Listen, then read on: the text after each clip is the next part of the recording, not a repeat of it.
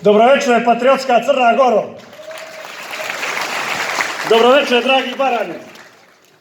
Dočekala je Crna Gora da se istorijski utemeljeni i pravedni zahtev da se crnogorsko sakralno nasleđe, crkvena imovina i manastiri nakon punih 100 godina donošenjem novog zakona o slobodi veroispovijesti vrate pod okrilje svoje matične države Crne Gore. Nažalost, danas od velikosrpskih poklonika ponovo gledamo i slušamo ono što smo gledali i slušali 90. godina i kasnije. Nevjerovatnu manipulaciju istorijskim činjenicama, mitomaniju, zloupotrebu vjerskih i nacionalnih osjećanja i svakodnevne uvrede na račun Crnogoraca i građanske Crne Gore.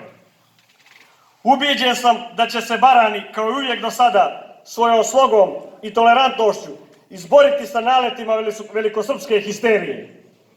Grad Bar, Crna Gora u malom, ispreplijetan suživotima dobrih ljudi svih vjera i nacija, za svakog otvoren.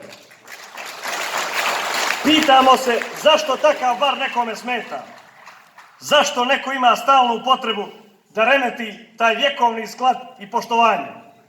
Jasno je da to rade oni koji u svojim govorima tobože strahuju da ne dođe do prolivanja krvi, a sve rade suprotno. Tako su se molili i blagosiljali po cijeloj Jugoslaviji, pa ih molimo da to više ne rade. Rezultate njihovog dobročinstva i njihovih molitvi svi znamo. Nevjerojatno je da ti ljudi imaju svakodnevnu potrebu da kroz svoj monopol, koji su nametnuli 100-godišnjom okupacijom crnogorskih svetinja, djeluju na rušenju i zatiranju kako spomenika kulture, tako i na zatiranju lijepih običaja i tradicije. Smatraju da su postavljanjem onog limenog mlina za kafu na vrhu Rumije nešto postigli. Ali već sada je jasno da je pitanje dana kada će se on ukloniti i kada će sve tri vjere nastaviti sa vjekovnom tradicijom zajedničkog izlaska na vrh Rumije. Svima nama ovdje je jasno o čemu se radi. Računaju oni da će proći neko vrijeme i da će formirati novu svijest kod ljudi. To im je nažalost i uspjelo kod jednog dijela naših lakovjernih građana. Tako su radili 1918. kada su ondašnji izdajnici posjekli istorijski Brijest koji se nalazio na Cetinju. Također su srušili mnoge spomenike sa jasnom namjerom da zatru ondašnje simbole crnogorskog identiteta. Nikad više! Nikad više! Nikad više! Samo neznavenim nije jasno da iza litija stoje političke partije sa velikosrpskom ideologijom u koordinaciji sa Srpskom pravoslavnom crkvom i strukturama države Srbije sa jasno vjekovnim namjerama prema Crnoj Gori. Sami sebe kuraže i potpaljuju parolama ustala je Crna Gora. Zamislite apsurda. Ustala je Crna Gora, a niđe crnogorske zastave. Znamo mi dobro ko je ustao. Ustali su negatori svega crnogorskog.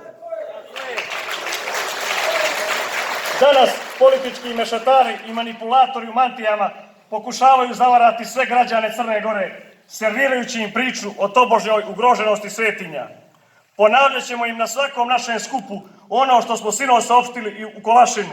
O kojoj vrsti ugroženosti radi se. Da oni više neće moći gdje im padne na pamet postavljati limene crkve. Da više neće moći postavljati improvizovane krstionice na obali mora.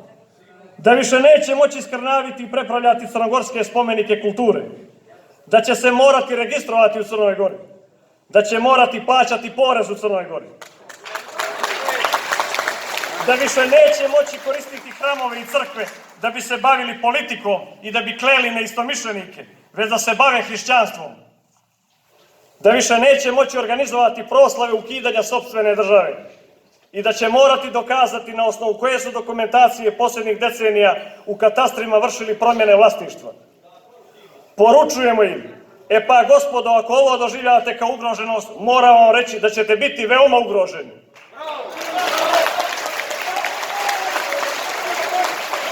Dragi Barani, budite spokojni. Građanska i crnogorska Crna Gora nikad više neće pokleknuti pod velikosrpsku ideologiju i interese. Neka je vječna Crna Gora.